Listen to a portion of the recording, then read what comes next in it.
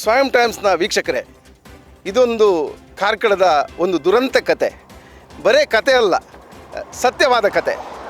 ಕಾರ್ಕಳ ತಾಲೂಕಿನ ಎಣ್ಣೆಹೊಳೆಯಲ್ಲಿ ನಿರ್ಮಾಣ ಕಂಡಿರುವ ಬಹುಕೋಟಿ ಮೊತ್ತದಲ್ಲಿ ನಿರ್ಮಾಣವಾಗಿರುವ, ನೋಡಿ ತಾವೇ ಗಮನಿಸಿರ್ಬೋದು, ಎಣ್ಣೆಹೊಳೆ ಏತ ನೀರಾವರಿ ಯೋಜನೆ. ಆ ನೀರಾವರಿ ಯೋಜನೆಗೆ ಅಳವಡಿಸಲಾದ ಅಣೆಕಟ್ಟಿನ ಆ ಭಾಗ ಬಿಡಿ, ಈ ಭಾಗದಲ್ಲಿ ನೀರಿದೆ, ಆದರೆ ಆ ಭಾಗದಲ್ಲಿ ನೀರಿಲ್ಲ.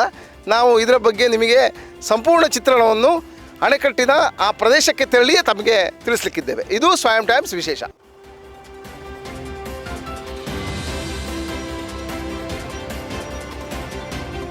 ವೀಕ್ಷಕ ಬಂಧುಗಳೇ, ನಾವೀಗ ಎಣ್ಣೆಹೊಳೆಯಲ್ಲಿ ಎಲ್ಲಿ ಅಣೆಕಟ್ಟು ನಿರ್ಮಾಣವಾಗಿರುವಲ್ಲಿ ನೀರು ಇರಬೇಕಿತ್ತೋ, ನೀರು ನಿಲ್ಲಬೇಕಿತ್ತೋ ಆ ಪ್ರದೇಶದಲ್ಲಿ ನಾವೀಗಿದ್ದೇವೆ. ನೋಡಿ ತಾವು ಗಮನಿಸಿ, ಈ ಪ್ರದೇಶದಲ್ಲಿ ಎಲ್ಲಿ ಅಣೆಕಟ್ಟು ನಿರ್ಮಾಣ ಆಗಿದೆ ಅಲ್ಲಿ ಸ್ವಲ್ಪವೂ ನೀರಿಲ್ಲ, ಅಣೆಕಟ್ಟಿನ ಹಂತಕ್ಕೆ ಸ್ವಲ್ಪವೂ ನೀರಿಲ್ಲ. ಆದರೆ ಒಂದು ವಿಚಾರ ಏನಂದರೆ, ಎಲ್ಲಿ ಪ್ರಾಕೃತಿಕ ಅಣೆಕಟ್ಟು ಅಂದರೆ ಎಲ್ಲಿ ಪ್ರಕೃತಿ ಏನು ಗುಂಡಿಗಳನ್ನು ನಿರ್ಮಿಸಿದೆ ಆ ಪ್ರದೇಶದಲ್ಲಿ ಮಾತ್ರ ನೀರಿದೆ.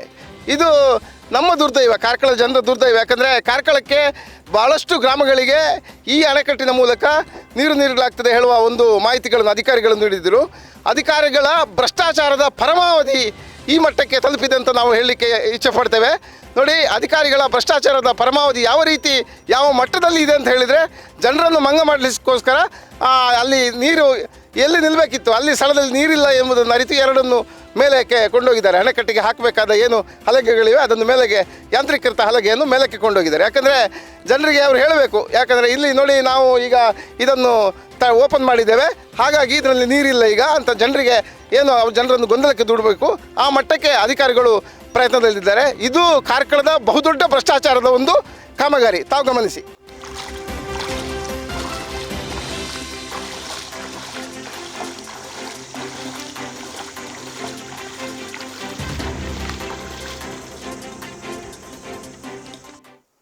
ನಾವೀಗ ಏತ ನೀರಾವರಿ ಯೋಜನೆಯ ಯಾಂತ್ರೀಕೃತ ಹಲಗೆ ಇರುವ ಪ್ರದೇಶದಲ್ಲಿ ನಾವೀಗಿದ್ದೇವೆ. ನೋಡಿ ಗಮನಿಸಿ, ಇದು ಯಾಂತ್ರೀಕೃತ ಹಲಗೆ ಇರುವ ಪ್ರದೇಶ. ಇಲ್ಲಿ ಯಾಂತ್ರೀಕೃತ ಹಲಗೆಯನ್ನು ಮೇಲ್ಭಾಗಕ್ಕೆ ಓಪನ್ ಮಾಡಲಾಗಿದೆ.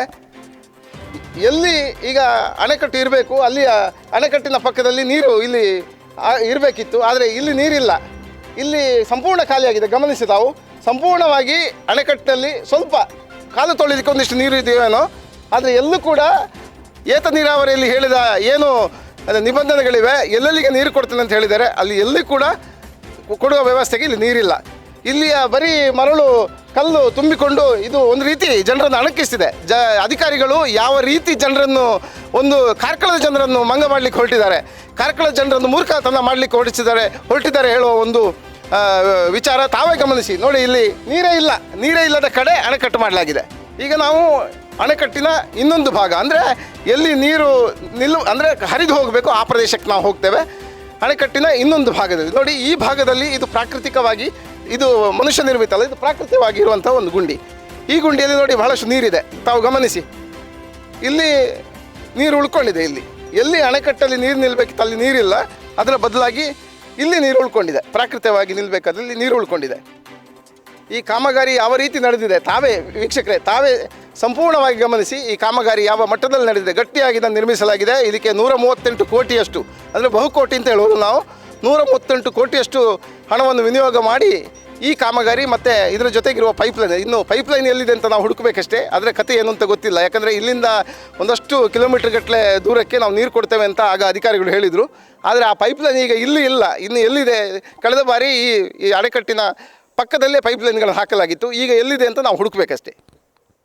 ವೀಕ್ಷಕ ಬಂಧುಗಳೇ, ಈ ಕಾಮಗಾರಿಯನ್ನು ಪ್ರಕೃತಿಗೆ ಸಂಪೂರ್ಣ ವಿರುದ್ಧವಾಗಿ, ಅಂದರೆ ನೀರಿನ ಎಲ್ಲಿ ಒರೆತ ಇಲ್ಲ ಆ ಪ್ರದೇಶದಲ್ಲಿ ಆಡಂಬರಕ್ಕಾಗಿ ನಿರ್ಮಾಣ ಮಾಡಿ ಸರ್ಕಾರದ ಹಣ, ಅಂದರೆ ನಾವು ಮತ್ತು ನೀವು ಏನು ತೆರಿಗೆ ಕಟ್ತೇವೆ ಆ ಹಣವನ್ನು ಸಂಪೂರ್ಣವಾಗಿ ಪೋಲು ಮಾಡಲಾಗಿದೆ.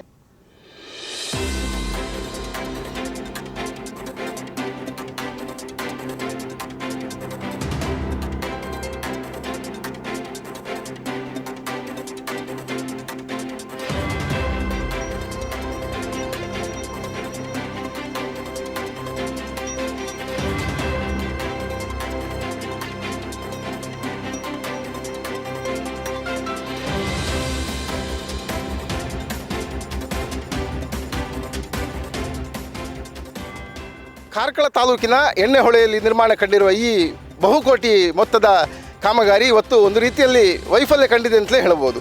ನೋಡಿ, ಈಗಾಗಲೇ ಜನರು ಬಹಳಷ್ಟು ಕಡೆ ನಮಗೆ ಮಾಹಿತಿ ನೀಡಲಿಕ್ಕೆ ಆರಂಭ ಮಾಡಿದ್ದಾರೆ. ಯಾಕಂದರೆ ಕಳೆದ ಅವಧಿಗಳಲ್ಲಿ ಇಲ್ಲಿ ಬಹಳಷ್ಟು ಕಾರ್ಕಳ ತಾಲೂಕಲ್ಲಿ ಅಭಿವೃದ್ಧಿ ಆಯಿತು. ಕಾರ್ಕಳ ಅಂತಲ್ಲ, ರಾಜ್ಯದ ಬಹಳಷ್ಟು ಕಡೆ ಅಭಿವೃದ್ಧಿ ಆಗಿದೆ. ಆದರೆ ಹಲವಾರು ಕಡೆ ಅಭಿವೃದ್ಧಿಯ ಹೆಸರಿನಲ್ಲಿ ಅಧಿಕಾರಿಗಳು ಒಂದಷ್ಟು ರೀತಿ ವೈಫಲ್ಯದ ಕಾಮಗಾರಿ ಮಾಡಿ ಭ್ರಷ್ಟಾಚಾರವನ್ನು ಹೆಚ್ಚಿಸಿದ್ದಾರೆ. ಕೊನೆಗೆ ಆ ಕಾಮಗಾರಿ ಜನರಿಗೆ ಯಾವ ಹಿತಕ್ಕೂ ಕೂಡ ಬರದ ರೀತಿ ಆಗಿ ಹೋಗಿದೆ ಹೇಳುವ ಒಂದು ಮಾಹಿತಿಗಳನ್ನು ಜನ ಹೇಳಲಿಕ್ಕೆ ಆರಂಭ ಮಾಡಿದ್ದಾರೆ.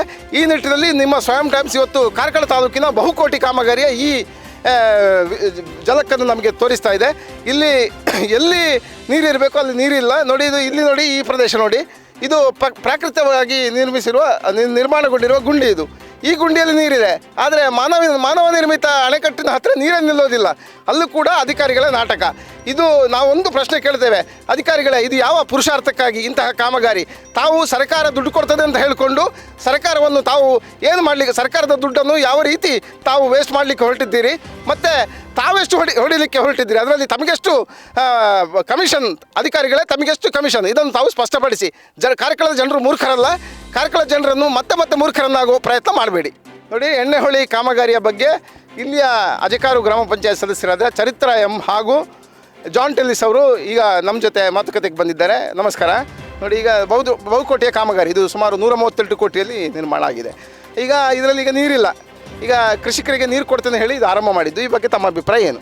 ಅಂದರೆ ಮಾಡುವಾಗ ಈ ಯೋಜನೆಯನ್ನು ಬಹುಗ್ರಾಮ ಯೋಜನೆ ಅಂತ ಮಾಡಿದ್ದಾರೆ. ಒಂದು ಗ್ರಾಮಕ್ಕೆ ಸೀಮಿತ ಅಲ್ಲ, ಬಹು ಅಂದರೆ ತುಂಬ ಜನರಿಗೆ ಅಂತೇಳಿ. ಆದರೆ ಈ ಪ್ರಾಜೆಕ್ಟನ್ನು ಮಾಡಿದ ಮೇಲೆ ಎಲ್ಲಿ ಮಾಡಬೇಕಂತ ಮೊದಲು ಆ ಪ್ರಾಜೆಕ್ಟ್ ರೆಡಿ ಆಗುವಾಗ ಗೊತ್ತಿರ್ತದೆ ಇಲ್ವ ಅವರಿಗೆ?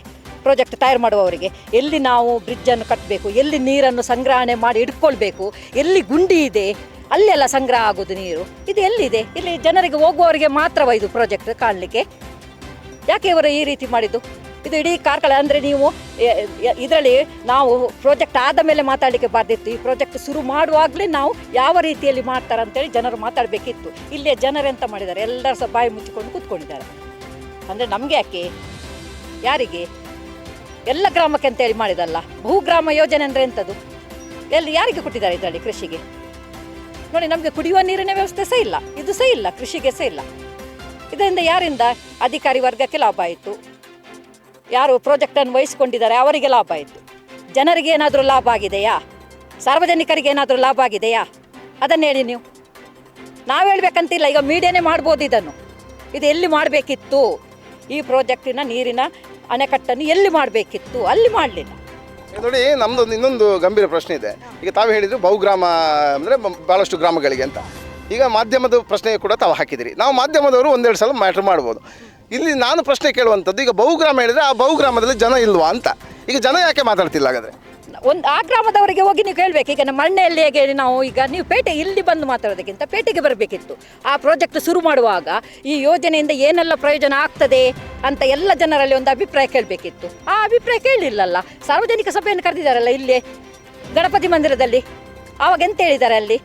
ಜನರಿಗೆ ಕುಡಿಯುವ ನೀರು, ಜನರಿಗೆ ಕೃಷಿಗೆ ಕೊಡ್ತೇವೆ, ಎಲ್ಲ ಬಹುಗ್ರಾಮ ಯೋಜನೆ ಅಂತ ಹೇಳಿಕೊಂಡು ಮಾಡಿ ಈಗ CM ಅವರೇ ಬಂದು ರಾಧಾನಾಯಕ ಶಾಲೆಯಲ್ಲಿ ಉದ್ಘಾಟನೆ ಮಾಡಿದ್ದಾರೆ ಇಲ್ಲಿ ಬಂದು.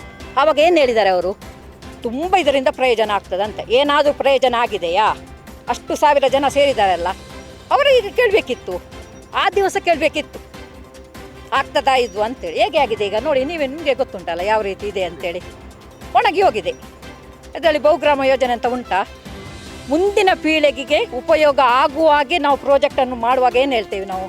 ನಮಗೆ ಅಲ್ಲ, ನಮ್ಮ ಮುಂದಿನ ಪೀಳಿಗೆ ಸಹ ಬೇಕು ಅಂತೇಳಿ ಆ ರೀತಿಯ ಪ್ರಾಜೆಕ್ಟನ್ನು ಮಾಡಬೇಕು.